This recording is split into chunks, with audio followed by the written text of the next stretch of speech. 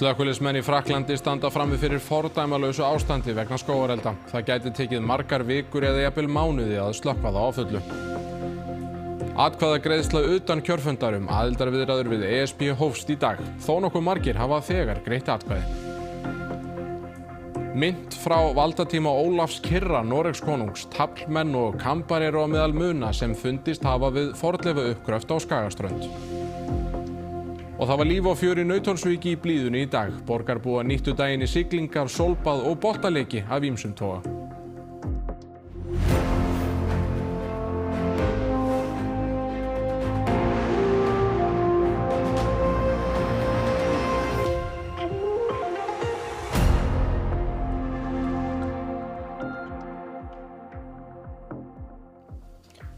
Komið sæl. Það gæti tekið margar vikur eða jafnvel mánuði að ráða að fullu niðurlögum gróðurelda í Frakklandi. Innanríkisráðherra landsins segir slökkviliðsmenn standa frammi fyrir fordæmalausu ástandi. En önnur hitabylgja skellur á Suður-Evrópu í þessari viku. Mikil eyðilegging blasir við íbúum í suðvestur Frakklandi vegna skógareldana sem þar geisa. Svona var umhorfs í Biscarrosse í landsýslu suður af Bordeaux í morgun. Þó að slökkvilið hafi náð stjórn á eldunum í gær loga þeir enn. 198 byggingar og 3600 hektarar urðu eldunum að bráð. Emmanuel Macron Frakklandsforseti boðaði til neyðarfundar í morgun vegna skógarelda sem geisa nærri Bordeaux í Gironde-sýslu. Örlítill raki og rigning var í nótt og samkvæmt yfirvöldum hélst eldurinn nokkuð stöðugur en búist er við enn einni hitabylgjunni í vikunni og gæti hiti víða farið í 40 stig á morgun. Innanríkisráðherra landsins sagði að 40.000 hektarar hafi brunnið í eldunum núna, með við 20.000 hektara á sama svæði fyrir 4 árum. En Gironde actuellement, on a un feu inédit. Bon, c'est un feu qui touche une forêt du sud-ouest, un feu qu'on appelle convectif en fait. Il a sa propre vie, il profite à la fois des conditions climatiques et de la consistance de ces forêts pour avoir un comportement qui est complètement erratique. Il est autonome, il s'auto-alimente, il part un peu dans tous les sens. Donc c'est un feu qui est compliqué évidemment à maîtriser, très compliqué à maîtriser. Eldarnir hafa breiðst hratt út og eru 15 kilometra frá útjaðri Bordeaux. Aðstæður til slökkvistarfa eru mjög erfiðar. Là, on est devant un feu qu'on a traité ce matin. Et là, on a cette zone de coupe rase qu'on appelle pyrorésistante. C'est-à-dire que c'est une zone pour s'appuyer pour nous les pompiers, c'est où le feu va se calmer. Okay, sauf que les sols sont tourbeux et le feu a tendance à s'enfoncer à l'intérieur et à courir bien plus loin. Slökkviliðsmenn neyðast stundum til að fella tré til að hefta útbreiðslu eldsins. Allir leggjast á eitt til að berjast við eldana. Vous avez à la fois des agriculteurs, des ASAD-FCI ou d'autres qui viennent nous suppléer pour traiter avec leurs réserves d'eau et leurs pompes les différentes petites reprises de feu qu'il peut y avoir. Et pour nous, c'est un soutien primordial. Skógareldarnir hafa geisað í Frakklandi, á Spáni og Ítalíu síðan í byrjun mánaðar. Nærri Madrid, höfuðborg Spánar, hafa slökkviliðsmenn barist við elda sem yfirvöld segja að séu þeir verstu í héraðinu í manna minnum. Nýr eldur hefur svo breiðst út í Valencia héraði við austurströnd landsins. Fleiri en 400 manns hafa þurft að flýja elda sem brenna í Puglia í suðurhluta Ítalíu. Einnig geisa eldar í útjaðri Rómar og á Sikiley. Og vísindamenn hjá Umhverfisstofnun Ítalíu segja að rúmlega helmingur gróðurelda kvikni af mannavöldum. En förum til Frakklands þar sem ástandið sannlega verst. Þar geisa einir mestu eldar frá seinna stríði í Gironde, nærri borginni Bordeaux í suðvesturhluta landsins. Þar hefur svæði 4 sinnum stærra en París brunnið á innan við 4 dögum í algjörlega stjórnlausum gróðureldum. Forsætisráðherra Spánar segir neyðarástand ríkja í loftslagsmálum.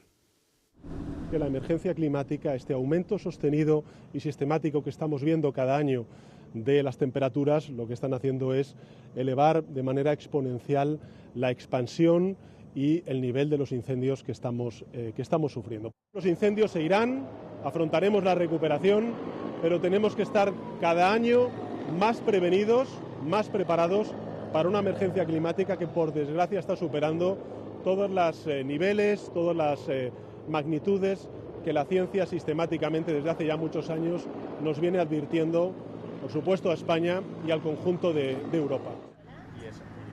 Halldór Björnsson á Veðurstofu Íslands. Hásumrin á meginlandi Evrópu, þetta finnst manni orðið eiginlega bara svona skógarelda tímabil hálfpartinn. Hvað það sem að veldur þessu? Í Evrópu náttúrulega þannig að það hafa komið þráláttar hitabylgjur, bara núna í sumar, hitabylgjur númer 4 í Frakklandi. Þannig að þessar hitabylgjur þær þurrka jarðveginn og þær búa til þessi skilyrði sem geta valdið mjög miklum gróðureldum. Þannig að það er einfaldasta skýringin. Þannig að ef að hitabylgjum fjölgar þá náttúrulega aukast líkurnar á þessu ástandi? Á þessu ástandi, já. Verður þetta venjan svona næstu ár, menn svona benda fingrunum á hlýnun loftslags og loftslagsbreytingar með við gerum ráð fyrir að þetta verði svona nýja normið, ef maður sletti? Já, að einhver leyti verður það þannig. Þetta var nú, árið í fyrra var versta ár hingað til, árið í ár verður svona ætti að slaga mjög hátt upp í það. Vonandi verða nú ekki mjög mörg, þó það þannig að El Niño ár sem við erum að sigla í núna eru gjarnan skógareldaár, en það má alveg búa við því að þetta haldi áfram og það sýnir náttúrulega að það þarf að draga úr hlýnun jarðar, það þarf að losa minna af gróðurhúsalofttegundum og draga úr losun þeirra, en í millitíðinni þá ýmislegt annað sem hægt að gera því að það líka þessi vitt að við erum með landnýtingu sem kannski óheppileg, það ómikið af fólki sem býr inn í hverfum eða inn í skólandi og eins breytingar í landbúnaði hafa haft það í för með sér og það meira af graslendi, sérstaklega í Evrópu, þar sem að auðveldar eldunum að berast út. Og þetta eru hlutir sem sjálfsagt hægt að taka á hraðar en þeir leysa ekki grunn ástæðana sem eru náttúrulega loftslagsbreytingar. Hugsanlegt að þetta vandamál sem svona kannski einskorast aðalega í okkar álu við suðurhluta Evrópu að þetta færist norður á bóginn, svona nær okkur? Norður á bóginn og til dæmis í Norður Kanada eru mjög miklu skógareldar. Það aðeins flóknara kerfi þar af því að það hefur líka svo mikið, bara hlýnunin, hún hefur svo mikið breytt gróðri. Það eru meiri eldsmatur, meiri skógur til að brenna og við erum að sjá það líka hér á landi jafnvel, það sem að verður skógur eins og mýrareldarnir 2006. Þetta eru eldar sem hefði ekki átt sér stað ef ekki hefði verið búið að vaxa svo mikil gróður hérna. Og þetta að gerast líka norðar. Það aðeins öðruvísi aðstæður en sama niðurstaðar. Loftslagsbreytingar eru það sem að knýja þetta. Halldór Björnsson, þakka þér kærlega fyrir komuna. Við ætlum hins vegar að fara í annað því héraðssaksóknari hefur kært frávísun héraðsdóms Reykjaness í máli Skúla Tómasar Gunnlaugssonar læknis. Hann var ákærður fyrir manndráp og brot á lögum heilbrigðisstarfsmenn. Málinu var vísað frá í héraðsdómi Reykjaness í síðustu viku. Skúli Tómas var ákærður fyrir manndráp og brot gegn lögum heilbrigðisstarfsmenn vegna konu sem lést í umönnun hans á Heilbrigðisstofnun Suðurnesja 2019. Málinu var vísað frá á þeim grundvelli að Skúla Tómasi hefði þegar verið refsað með sviptingu lækningaleyfis árið 2021. Þar reyndi á ákvæði mannréttindasáttmála Evrópu bann við tvöfaldri refsingu. Samkvæmt reglunum má ekki refsa fólki tvívegis eða gera því að sæta tvöfaldri málsmeðferð vegna sama máls. Skúli Tómas endurheimti lækningaleyfið 2024 og í fréttum í gær kom fram að hann myndi fljótlega snúa aftur til starfa á Landspítalanum. Forsvarsmenn spítalans segja ekkert því til fyrirstöðu sem stendur en að brugðist verði við ef niðurstaðan verður önnur á æðra dómstigi. Þyrla Landhelgisgæslunnar og björgunarsveitir voru kallaðar út til að aðstoða mann sem hlektist á og brotlenti á Svifvæng sunnan við Mýrdalsjökul í dag. Maðurinn endaði í djúpu gili og voru aðstæður krefjandi að sögn björgunarmanna. Hann var meðvitund þegar hann fannst, var hífður upp í þyrlu og fluttur á bráðamóttöku Landspítalans. Ekki fengust frekari upplýsingar líðan mannsins og eru tildrög slissins til rannsóknar. Rúmlega 400 hafa greitt atkvæði utan kjörfundar hvort hefja eigi aðildarviðræður við Evrópusambandið en hátt í 300 kjörstaðir voru opnaðir í dag. Sýslumaðurinn á höfuðborgarsvæðinu segir aðsóknina mikla. Enn og aftur göngum við að kjörborðinu í 27. skipti á þessari öld og í dag hófst þjóðaratkvæðagreiðsla utan kjörfundar hvort hefja eigi á ný aðildarviðræður við Evrópusambandið en kosningarnar verða svo 29. ágúst. Hægt að greiða atkvæði á 50 stöðum innanlands á skrifstofum sýslumanna og meðal annars í Hlíðarsmára í Kópavogi. Og það ekki hægt að segja annað en að þessi kjörstaður sé kyrfilega merktur. Erlendis eru held ég 240 staðir því að það hægt að kjósa á öllum skrifstofum sendiráða og hjá ræðismönnum. Alltaf fari ekki bara vel að stað, það búið að kynna þetta vel og ég veit að það eru margir sem eru bíða í ofvæni eftir að komast að kjósa. Þetta 9. þjóðaratkvæðagreiðslan hér á landi, svo 4. á þessari öld og fyrirkomulagið í þjóðaratkvæðagreiðslu er svipað og í öðrum kosningum. Það fyrst að gera grein fyrir sér þegar komið inn á kjörstað.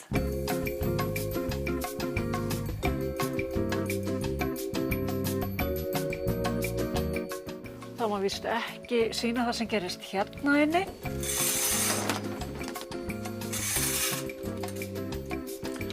Svo þarf að staðfesta að ég hafi kosið án aðstoðar. Takk. Þá bara eitt eftir komum við á réttan stað. 272.000 eru á kjörskrá og samtals greiddu 408 atkvæði á kjörstöðum innanlands og utan í dag. Á stærsta kjörstaðnum sem er hjá sýslumanninum á höfuðborgarsvæðinu kusu 266 sem er 5 sinnum meira en á fyrsta degi síðustu utan kjörstaðaratkvæðagreiðslu. Á fyrsta degi fyrir sveitarstjórnarkosningarnar sem voru í vor, þá voru 52 sem kusu hjá okkur hér í Hlíðarsmára.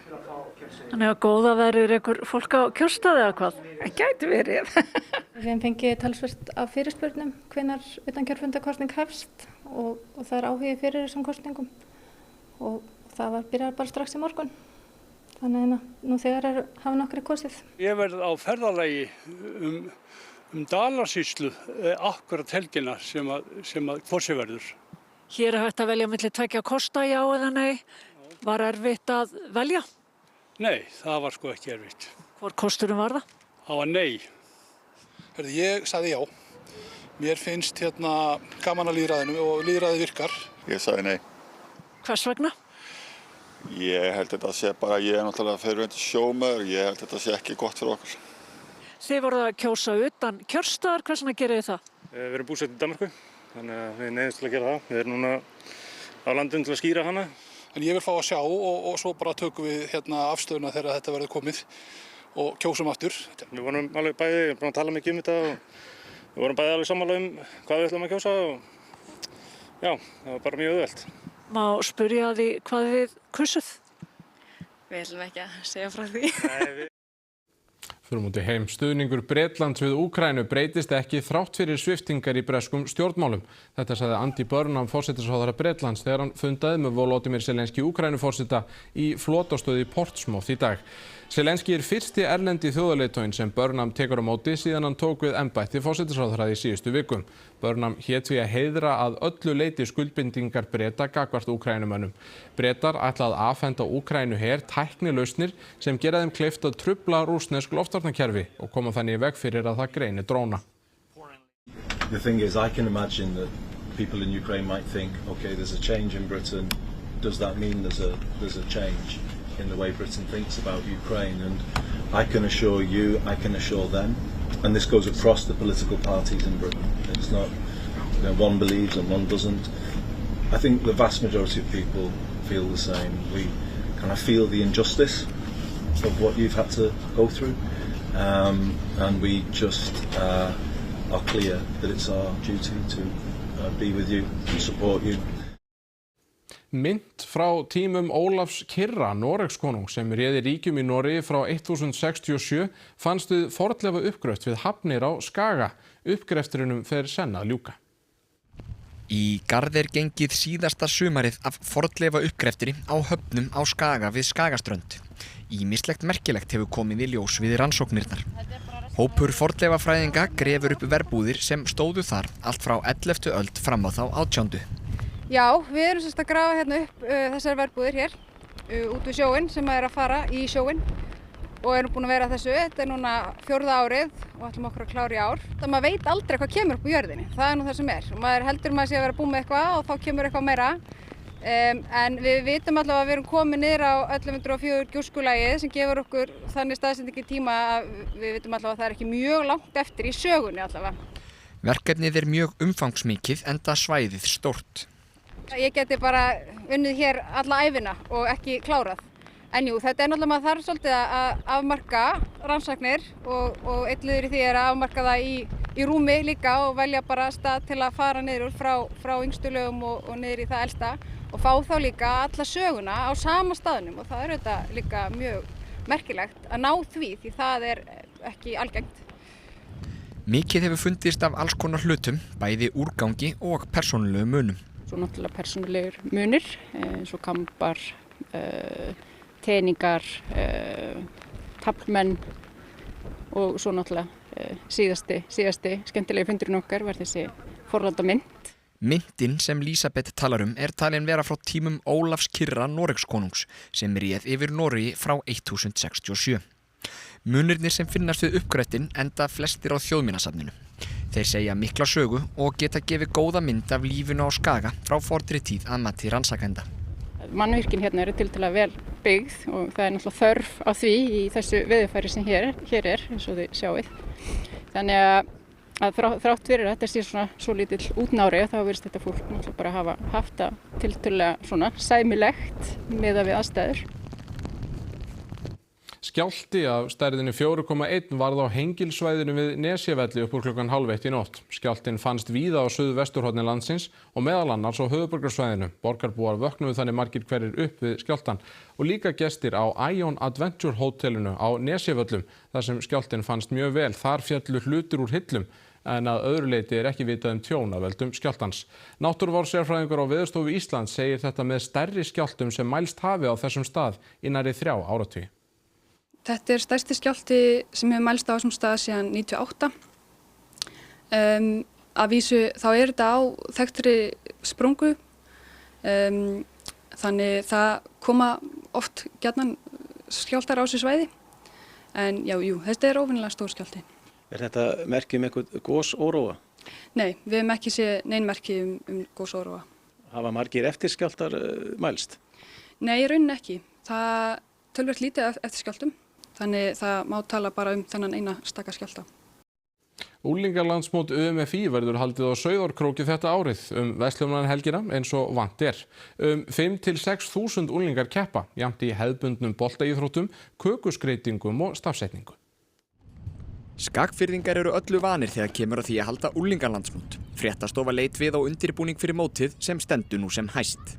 Og við erum yfir 20 keppnisgreina, þannig að þetta er ekki bara eitt fótboltamót eða körfuboltamót, þetta er fjölgreina mót og þess að markmiði hjá okkur er að láta krakkarna taka þátt í sem flestum greinum. Hver keppandi keppir í að meðaltali 5 til 6 greinum á mótinu. Bara gaman að taka þátt í íþróttum og svona. Ætlar að keppa í einhverju fleiri en golfi? Já, pílu og kökuskreytingu og blaki. Ég er að fara að keppa í stafsetningu, kökuskreytingum, pílu og golfi. Ég er svolítið spennt fyrir kökuskreytingunum af því að ég og vinkonum mín ætlum að taka þátt saman. Það þarf mikinn undirbúning og mannskap til að halda mót af þessari stærðargráðu. Ómar reiknar með 5 til 6 þúsund gestum. Við erum með 400 sjálfboðaliða sem koma að mótinu. Það væri aldrei hægt án sjálfboðaliðans og hann bara þegar við komum með þessi mót í þessi samfélag sem við erum að halda þessi mót þá spretta þeir upp og hjálpa okkur. Það geta allir tekið þátt í landsmóti, sama þó að þeir hafi ekki mikinn áhuga á íþróttum. Margar greinar hafa ekkert með hefðbundnar íþróttir að gera, eins og kökuskreytingar, upplestur eða stafsetning. Því að það er ekkert allir krakkar sem eru í þessum hefðbundu íþróttum og mótið er fyrir alla, það geta allir tekið þátt, allir á sínu forsendum og sama þó þeir eigi ekki eitthvað fótboltalið til að taka þátt í, þú skráir þessum einstakling og við finnum lið, það geta allir tekið þátt og allir á jafningjagrundvelli.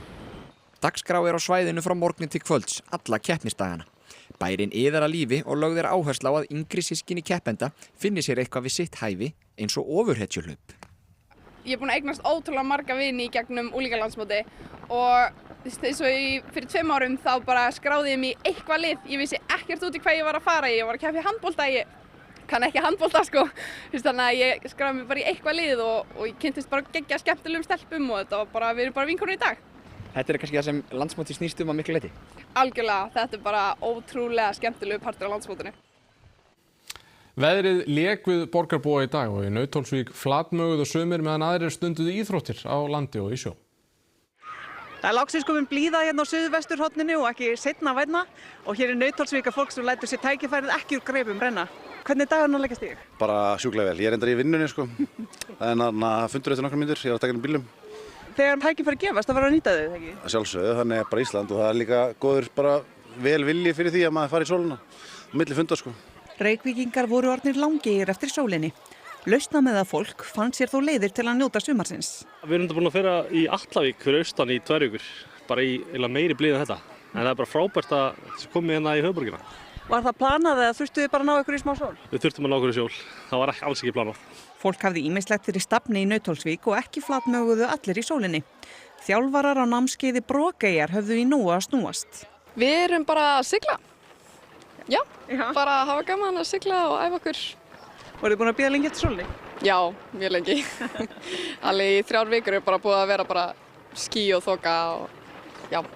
Hvort finnst þið skemmtilegra að vinna svona degi eða í rigningunni? Svona degi. Mér finnst það miklu skemmtilegra. Þá er maður líka miklu spenntari að fara út. Þannig já. Á meðan krakkar á öllum aldri busluðu í vatninu, brugðu aðrir á leik á ströndinni. Frisbídiskar og blakboltar flugu gegnum loftið. Nokkrir 12 ára strákar höfðu ákveðið í gær að taka dag í Nauthólsvík því þeir vissu að von væri á sól. Hvað er uppáhalds hjá þér að gera þegar það er sólindi? Fótbolta. Strax. Og hvað er þið búin að vera að gera hérna á ströndinni? Bara halda lofti og fór út í vatni, það var mjög kalt. Ameríska fótbolta, það er skemmtilegt. Er það auðvelt í svona standi? Já. Ef að sína fljótt. Endilega, sýni mér. Ágúst! Þá komum við veðurspáni. Á morgun verður veður svipað og í dag en þó kólnar lítið eitt. Vindur norðlægur eða breytilegur, víðast gola eða kaldi. Bjart verður með köflum og stöku síðdegi skúrir landið vestan og suðvestanvert og líkur á hellidembum en annars skýjað að mestu og dálítil væta öðru hverju. Nánar veðrið eftir íþróttir. Slóveninn Tadej Pogačar vann öruggan sigur á Tour de France í gær. Hann jafnaði met sigursælla hjólreiðakappa því þetta var 5. mótið sem hann sigrar. Hann segist þakklátur fyrir hvern og 1 sigur. 2 leikir voru í 16. umferð bestu deildar karla í fótbolta í gær. Skagamenn tóku á móti Stjörnunni á Akranesi og Fram og FH áttust við í Úlfarsárdal. Íþróttir hér að loknum fréttum. Rifjum þá upp helstu fréttir.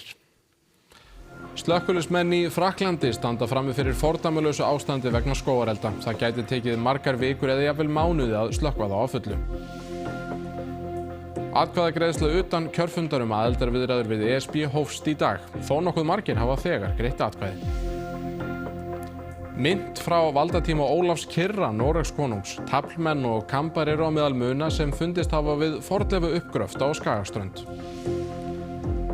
Og það var líf og fjör í Nauthólsvík í blíðunni í dag. Borgarbúar nýttu daginn í siglingar, sólbað og boltaleiki af ýmsum toga. Þá kom að lokum hjá okkur þennan mánudaginn. Fréttir eru næst lesnar í útvarpi klukkan 10 í kvöld og á ruv.is birtast nýjar fréttir allan sólarhringinn. Takk fyrir að sinni og verið þið sæl.